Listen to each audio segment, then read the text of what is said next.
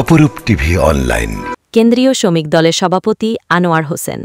চট্টগ্রাম আগমন উপলক্ষে চট্টগ্রাম রেলওয়ে স্টেশনে আনোয়ার হোসেনকে শুভেচ্ছা জানিয়েছেন পাহাড়তলী থানা শ্রমিক দল ও রেলওয়ে শ্রমিক দলের নেতৃবৃন্দরা।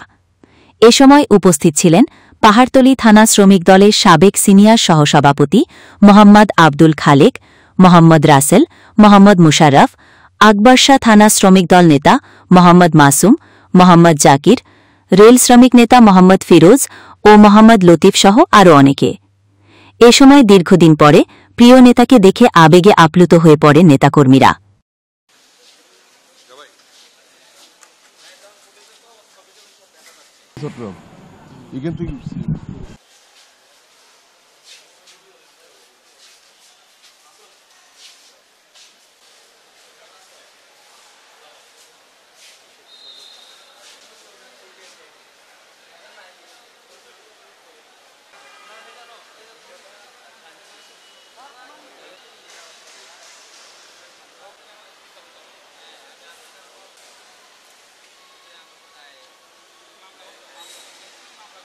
আমি তো বেরিয়ে এখন প্রায় আসি, আমার বাসা তো এখানেই।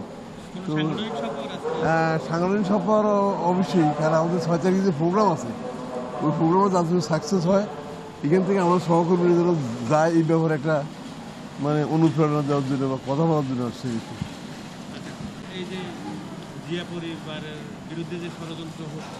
এই দেশের প্রথম উনি ওনার ঘোষণার মধ্য দিয়ে এই দেশ যাত্রা শুরু করেছে।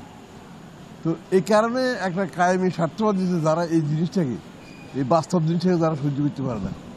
কারণ এটা তো আল্লাহর তরফিয়া, ওনার উপরে আল্লাহর রহমত। কারণ অনেক তো বড় বড় আর্মি অফিসার ছিল, কেউ তো এই ডিক্লারেশন দিতে পারে নাই।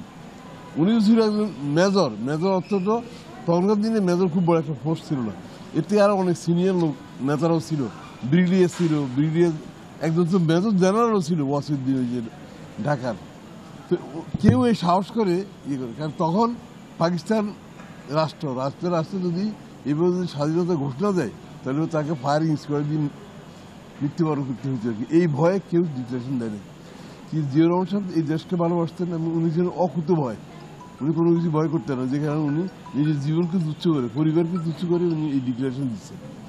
তো সে কারণে আজকে যত বিদ্বেষ, যারা এই দেশকে যারা সহ্য করতে পারে না, দেশের জন্মই যারা বিশ্বাস করতে পারে, তারা কিন্তু আজকে সবচেয়ে বেশি সোচ্চার।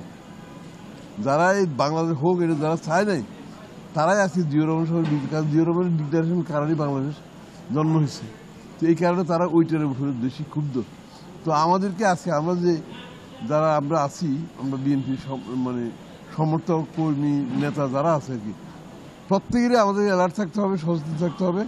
এবং এই যে জিয়াউর রহমান সাহেবকে যে অপমানিত করার জন্য বা তার যে যাত্রাপথকে যারা বিঘ্নিত করার জন্য যারা আজকে এগুলো করতেছে, তাদের ব্যাপারে আমাদেরকে সচেতন থাকতে হবে। এবং আমরা যদি সজাগ এবং যদি সচেতন থাকি, তাহলে আমাদের রাষ্ট্রপতি শহীদ রাষ্ট্রপতি জিয়াউর রহমান সাহেবের মানে কিছুই করতে পারবে না। ওনার যে যাত্রা, ওনার যে অভিযান, এটা চলতেই থাকবে।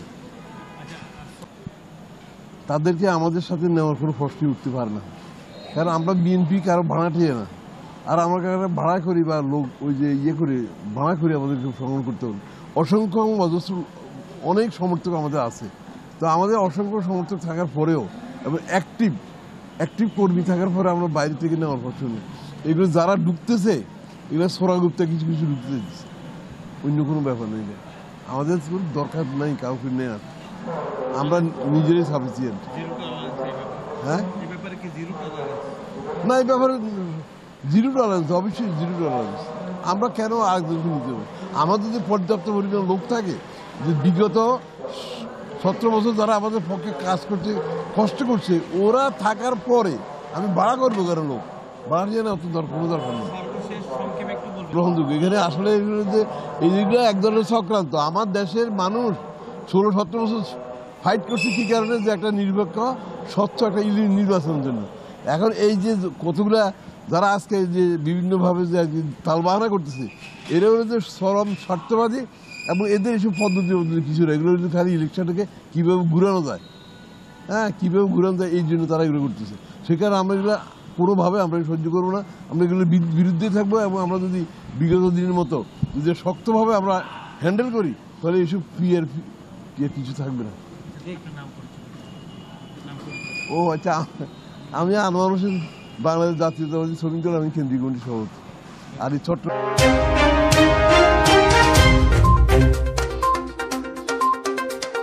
অপরূপ টিভি অনলাইন।